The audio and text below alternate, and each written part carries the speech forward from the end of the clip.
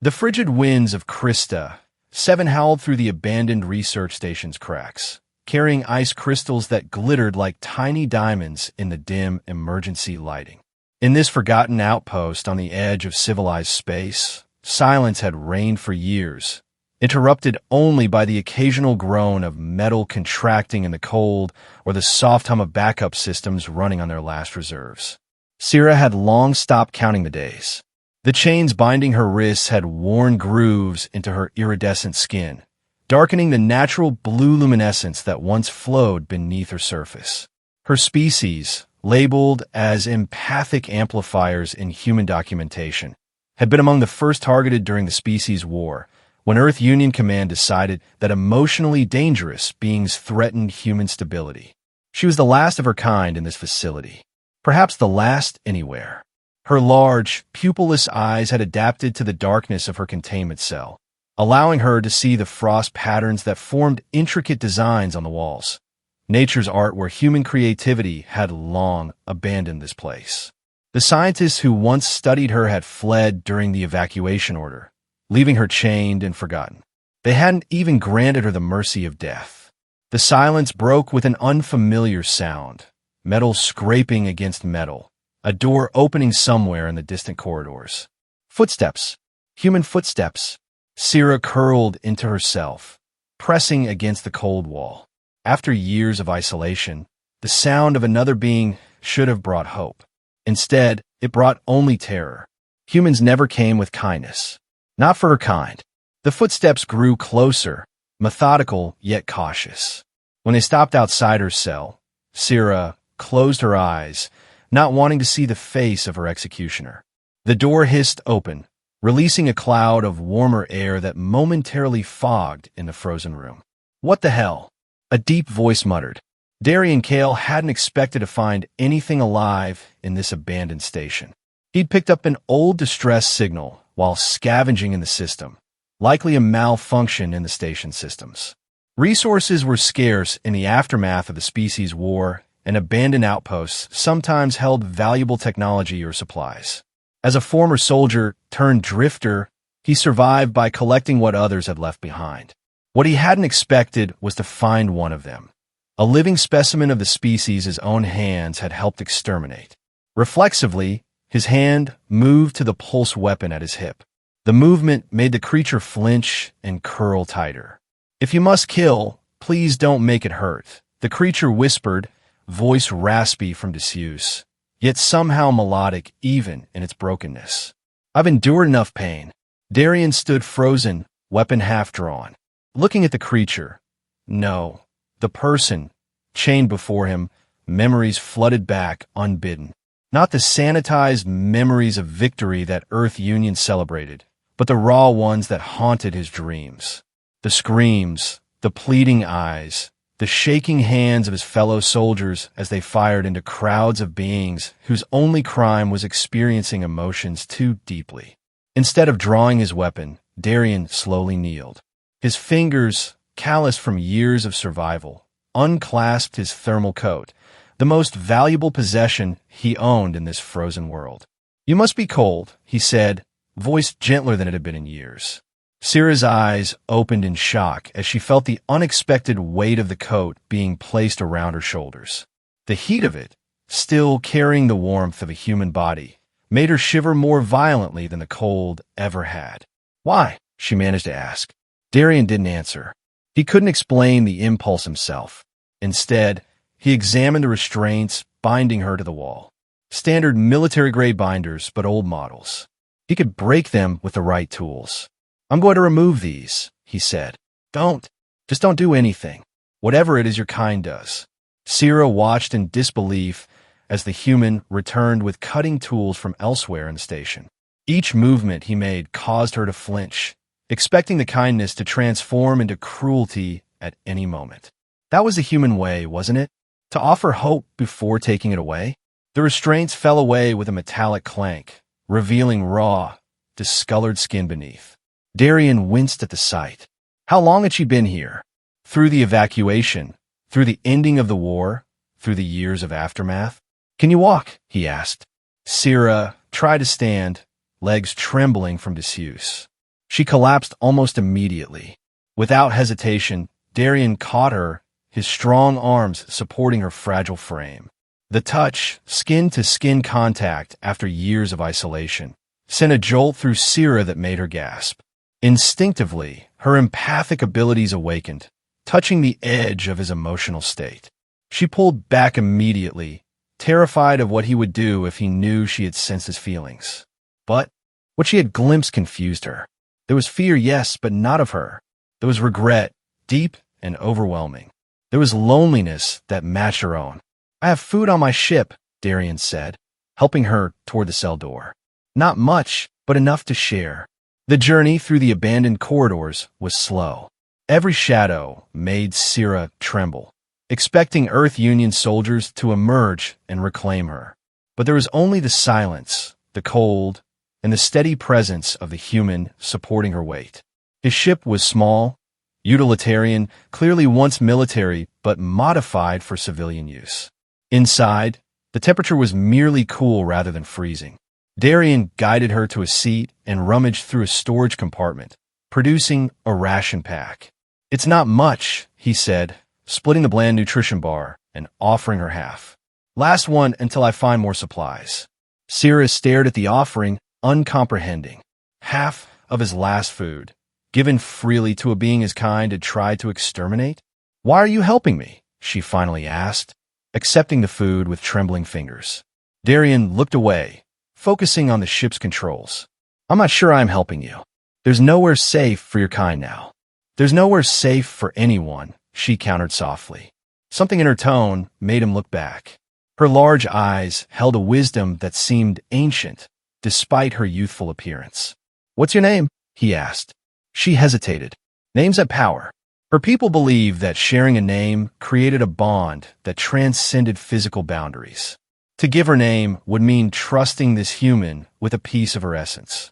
"The humans called me Subject 573A," she said instead. Darian grimaced. "That's not a name. That's a tag." "What's yours?" she asked. "Darian. Darian Kale." The silence that followed was filled with the subtle hum of the ship's systems. Syrah nibbled at the ration bar, savoring each bite of the first food she'd had in days. "They said we were dangerous," she finally spoke, her voice barely audible. "That we could make humans feel too much, drive them mad with their own emotions." Darian's jaw tightened. "I know what they said.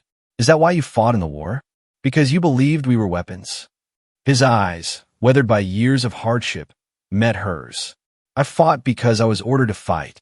Because not fighting meant being labeled a traitor." He paused. "At first, and later, I stopped believing the orders, but by then, my hands were already stained." The confession hung between them.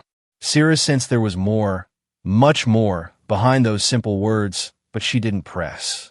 The human was already sharing more than she'd expected. Days passed aboard the small ship. Darian had decided to remain docked at the station while he scavenged for usable supplies. Each day, he would venture into different sections, returning with spare parts, medical supplies, or occasional forgotten rations. Each night, he would sleep in the pilot's chair, offering Syrah the single bunk. Slowly, tentatively, conversation grew between them. Never about the war directly, but around it, about the stars they could see through the viewport, about the worlds they'd each known before, about small, safe memories that didn't bleed. Until the night, Darian woke screaming from a nightmare. Syrah, startled from her own uneasy sleep, instinctively reached out with her empathic abilities, not to invade, but to soothe. She stopped herself almost immediately, remembering the human fear of her kind's abilities, but not before she glimpsed the nightmare's content. A child, a non-human child with scaled skin, cowering behind a broken wall. Darian's weapon raised. The child's plea, his hesitation, then pain, as something struck him from behind, and the sound of another weapon firing. "You didn't shoot," Syrah whispered into the darkness. Darian's breathing was ragged as he sat upright in the pilot's chair. "What did you do to me?" "Nothing. I just felt. It's what my kind does. We feel, and sometimes we reflect." He stood abruptly, moving to the far side of the small cabin. Stay out of my head. I wasn't in your head. I was feeling what you were projecting. She paused. You didn't shoot that child. No, he said after a long silence. I didn't. And my unit commander did, then reported me for hesitation in combat. I spent 6 months in reconditioning before being sent back to the front lines. His voice hardened. So don't mistake me for some kind of hero. I participated in enough slaughter before and after that day. But you had a moment where you chose, Cirrus said, where you saw one of us as a person, not a target. Fat lot of good it did. The child died anyway. But something in you lived, she insisted. Something human. The word hung between them. Human. Not a species designation, but a quality. A capacity for compassion amid cruelty. Is that what your kind does? Darian asked, his voice softer. Now, make us feel human. We don't make you feel anything that isn't already there, Syrah explained. We just amplify, reflect, sometimes help process. Before the war, my people were healers, empathic guides who helped others navigate emotional trauma. And Earth Union turned that into a weapon, he said bitterly. Claimed you could drive humans insane by forcing them to feel too much. Some of us can if we choose to. Emotions can overwhelm when there's no understanding of them. But that was never our purpose. The conversation might have continued, but a sudden blaring alarm from the ship's console interrupted them. Darian rushed to the controls, his face paling as he read the display. Earth Union Patrol, he said grimly. Standard sweep pattern. They've detected the ship's energy signature. Syrah's body went rigid with fear. They'll kill me. And you, for harboring me. They don't know you're here yet, Darian said, fingers flying over the controls. We need to move. Now. The ship's too obvious. They'll track the launch signature. Darian swore under his breath, knowing she was right.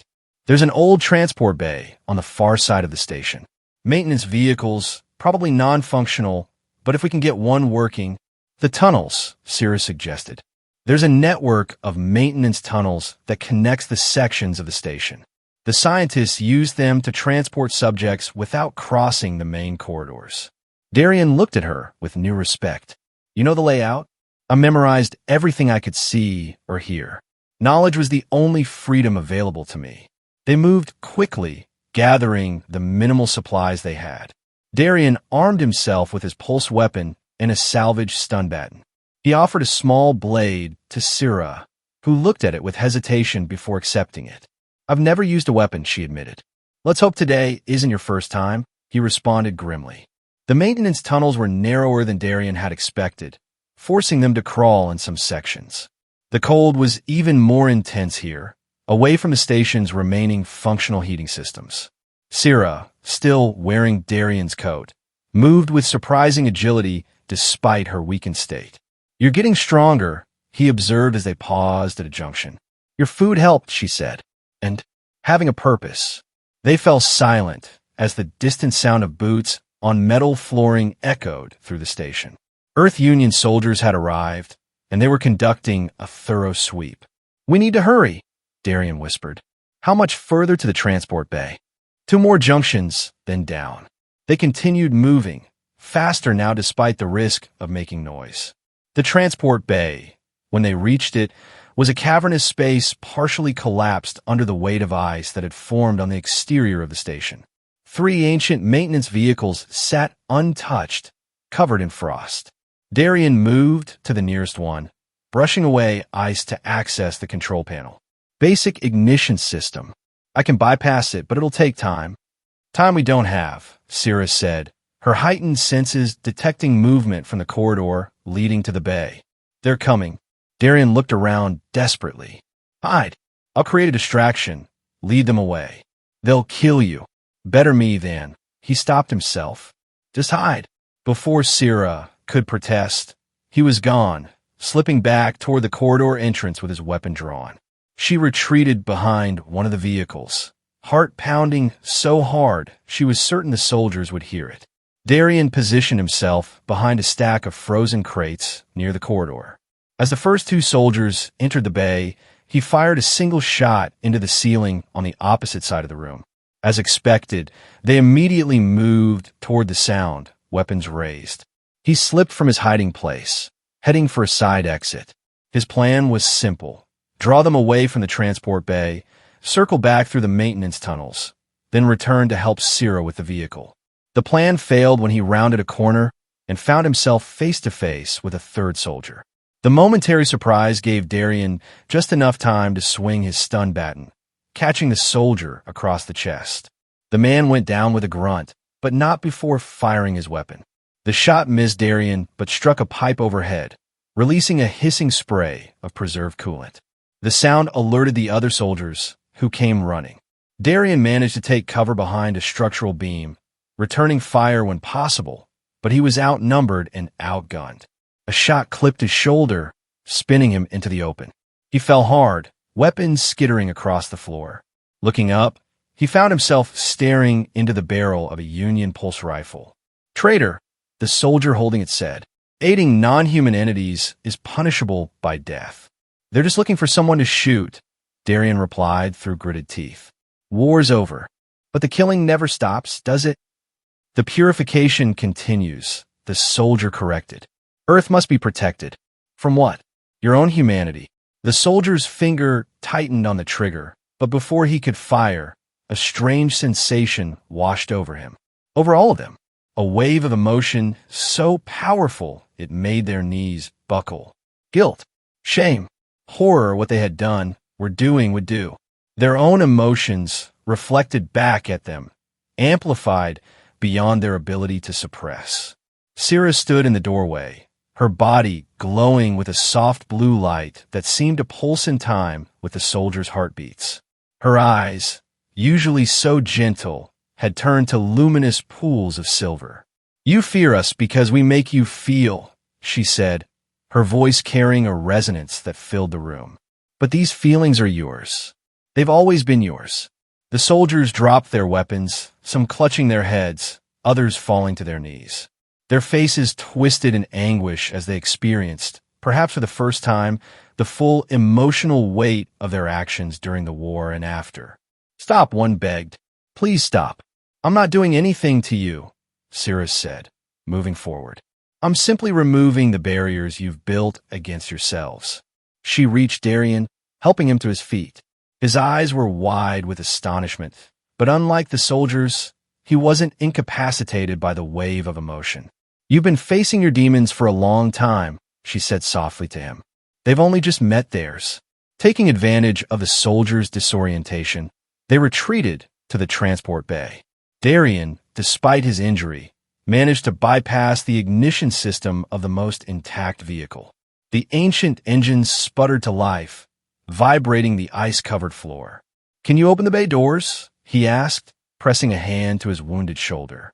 Sierra moved to the control panel. "I think so. The emergency protocols should still function." With a grinding screech, the massive doors began to part, revealing the stark, beautiful landscape of Krista 7 Beyond. Blinding white plains stretched toward a horizon crowned with crystalline mountains that refracted the light of the system's distant sun. As Darian guided the vehicle through the doors, a shout from behind made them turn. One of the soldiers had recovered enough to follow, weapon raised once more. "You won't escape," he called. "Earth Union controls all space in this sector." "Then we'll find a sector they don't control," Darian muttered, accelerating the vehicle across the frozen terrain. The journey across Krista 7's surface was treacherous. The maintenance vehicle, designed for station repairs, struggled with the deep snow and ice formations. Darian's injury made controlling it even more difficult, but Sierra proved to be a quick learner, taking over when his strength flagged. "There's a secondary landing field beyond that ridge," she told him, pointing to a jagged formation ahead. Maintenance crews used it when the main bay was undergoing repairs. "How do you know that?" Darian asked, his voice weakening from blood loss. "I told you, I listened." Remembered. The landing field, when they reached it, was little more than a flattened area partially sheltered by towering ice formations. But what made Darian's heart leap was the sight of a small transport ship, ancient but intact, half buried in snow. "That wasn't in the station records," he said. "No," Sierra agreed. "It belonged to one of the scientists. Dr. Elian. He was..." kinder than the others. He disagreed with the experiments, voiced concerns about ethics. One day, he simply disappeared. The others said he had been reassigned. Or silenced, Darien suggested grimly. Either way, his ship remained. I saw it from my cell window, but never knew if it was functional. They approached cautiously. The ship was an older civilian model, designed for short interplanetary hops rather than long-distance travel. If it still worked, it might get them to another system, hopefully one beyond Earth Union's reach. Clearing the snow from the entry hatch took precious time, and Darien's condition worsened. By the time they gained access to the ship's interior, he was barely conscious, leaning heavily on Syrah. The inside was basic, but surprisingly well-preserved. The cold had protected it from decay, and the ship's systems responded when Syrah activated the emergency power. "Can you fly it?" Darien asked, collapsing into the pilot's seat. "No, of space beyond. Freedom. Danger. Possibility." Darien set a course for the outer reaches of the system, where detection would be minimal. His hands moved with practiced skill over the controls despite his weakened state. "There's a planet in the neighboring system," he said, voice tight with pain. "Uninhabited, but the atmosphere is breathable. No Earth Union presence, last I heard. Will we make it?" He smiled faintly. "This ship has just enough range. Whether I'll still be conscious when we arrive is another question." They fell silent as the ship accelerated away from Krista 7, leaving behind the frozen prison that had held Syrah for so long. As the adrenaline of their escape faded, exhaustion claimed them both. Syrah, unused to freedom or movement after years of confinement, curled in the co-pilot's seat, still wearing Darien's coat. Before sleep took her, she reached out hesitantly, her slender fingers touching Darien's hand where it rested on the control panel. "I'm not a weapon, am I?" she asked softly. He turned his hand to clasp hers, the gesture surprising them both with its naturalness. "No," he whispered. "You're the last one who reminds me I'm still human." The journey took 3 days. Darien's condition stabilized but remained serious. The wound wasn't immediately life-threatening, but infection was setting in despite Syrah's careful tending. The ship's medical supplies were limited, and neither of them had expertise beyond basic first aid. During the journey, they spoke more openly. Darien told her of his childhood on Earth, of the propaganda that had shaped his generation's view of non-human species, of his eventual disillusionment during the war. Syrah described her homeworld, a place of mist and music, where emotions were considered sacred, to be honored rather than suppressed. "My people believed that feeling deeply was the highest form of existence," she explained, changing Darien's bandages. "To empathize completely with another being was to know the universe from within." "Is that what you did to those soldiers? Made them empathize?" She shook her head. "I simply removed the barriers they had built against their own emotions. What they felt was already within them, the guilt, the horror of what they had done. They just hadn't allowed themselves to process it. Why didn't it affect me the same way?" Her gaze met his. "Because you've been feeling it all along, carrying it, facing it in your nightmares." When they finally reached the uninhabited planet, a world of rocky plains and sparse vegetation under a pale yellow sun, Darien was barely able to land the ship. The rough touchdown jarred his injury, reopening the wound. "We need to find shelter," Syrah said, looking out at the barren landscape. "And medical supplies. Ship's scanner indicates some kind of structures to the north," Darien managed, pointing to the readout. "Might be ruins or abandoned outposts. Can you walk?" He tried to stand and immediately collapsed back into the seat. "Not far. You should go ahead, scout it out." "I'm not leaving you," she said firmly. With painful slowness, they made their way from the ship. Darien leaned heavily on Syrah, whose strength had gradually returned during their journey. The landscape was challenging but not impossible. Rolling hills of reddish stone interspersed with patches of tough, grass-like vegetation. The structures, when they reached them, proved to be the ruins of an ancient outpost, not human or from Syrah's species, but some other civilization long gone. Stone buildings, partially reclaimed by the planet, offered shelter from the constant wind. Inside the most intact structure, Sira helped Darien to lie down on a flat stone that might once have been a table or altar. His face was pale, his breathing labored. "I need to find water, something to clean the wound," she said. "Sira," he called as she turned to leave. "What's your real name?" "Not the one the humans gave you." She hesitated, then knelt beside him. For the first time since they'd met, she placed her hands directly on his face, palms against his temples. A sound flowed from her, not quite speech, but more like music, a name expressed as a feeling rather than a word, impossible for human vocal cords to reproduce. "That's beautiful," he whispered. "It means one who bridges chasms," she translated. "My parents had a sense of humor, it seems. Or foresight." She smiled, the expression transforming her alien features into something Darien found inexplicably lovely. "What's your real name?" "Not your soldier designation." "Darien Kale is my name," he said, "but it doesn't matter anymore. Who I was, that's gone." "No," she disagreed. "You carried him here, all this way." She left to search for water, returning with a vessel she'd found among the ruins, filled from a small spring nearby. Working methodically, she cleaned Darien's wound, using strips torn from the inside lining of the coat to create fresh bandages. "You're good at this," he observed weakly. "Empaths are natural healers," she replied. "Physical wounds are simpler than emotional ones, but the principle is the same. Cleanse, protect, allow regeneration." Days passed in the ruins. Darien's condition fluctuated. Sometimes he seemed to improve. Other times fever claimed him, bringing with it delirious ramblings about the war, about the children he'd seen die, about the moment he decided he could no longer be the person Earth Union had trained him to be. Sira stayed by his side through it all, using her empathic abilities not to invade his mind, but to soothe the ragged edges of his emotions, to help him process the trauma that had festered within him for so long. When his fever finally broke, he woke to find her sitting nearby, working with a piece of the reddish stone native to this world. Her slender fingers moved with precision, carving intricate patterns into the surface. "What are you making?" he asked, his voice rough from disuse. She looked up, surprise and joy flooding her features at seeing him conscious and clear-eyed. "You're awake, apparently." "What are you making?" he repeated, struggling to sit up. She moved to help him, then showed him the stone carving. "Profound. A bridge between species once divided by war and hatred." "Will you help me?" she asked.